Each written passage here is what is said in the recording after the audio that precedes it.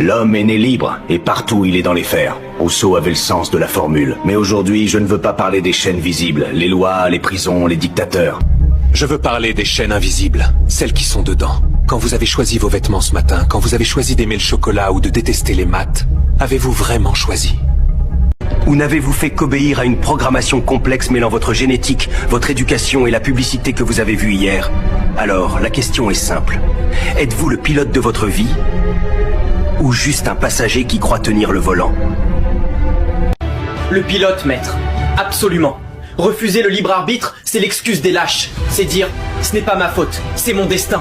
Sartre l'a dit, nous sommes condamnés à être libres. Même si j'ai des influences, au moment d'agir, c'est moi qui décide. Si je lève le bras maintenant, c'est ma volonté pure. Personne ne me force. Je suis responsable de mes actes, et c'est cette responsabilité qui me donne ma dignité humaine. Je lève le bras, dit-il. Quelle arrogance. Spinoza avait une image pour toi, Kaito. Imagine une pierre qu'on lance en l'air. Si cette pierre avait une conscience, elle penserait « Je vole parce que je l'ai décidé, je suis libre ». Elle ignorerait totalement la main qui l'a lancée et la gravité qui la fera retomber. Tu es cette pierre, Kaito. Tu crois choisir, mais tu ne fais qu'obéir à des causes que tu ignores. Ta volonté n'est qu'une réaction chimique dans ton cerveau, dictée par tes hormones et ton passé. Le libre arbitre est une illusion créée par notre ignorance des causes qui nous déterminent. Donc si je te gifle maintenant, reine, tu ne m'en voudras pas? Après tout, ce ne sera pas ma faute. Ce sera la faute de mes atomes qui ont choisi de frapper.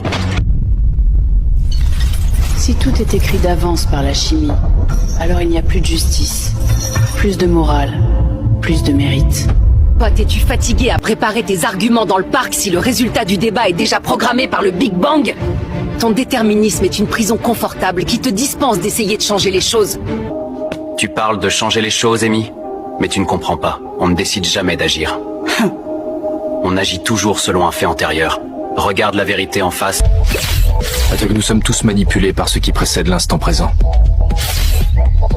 Tu crois choisir ce soda à la cafette? Faux. Tu l'as pris parce que ton cerveau a aimé la couleur de l'emballage ou parce qu'une publicité t'a conditionné hier soir? Tu crois décider de ne pas pardonner une faute? Non. Ton refus n'est pas un choix.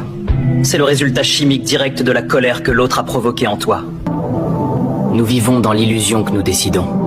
Mais en réalité, tout est déjà joué. Nous ne faisons que réagir. Nous sommes des échos, pas des voix. Alors pourquoi se battre, reine? Si on n'était que des échos, on n'aurait même pas cette conversation. C'est une vision terrifiante, mais incomplète. Vous opposez deux extrêmes.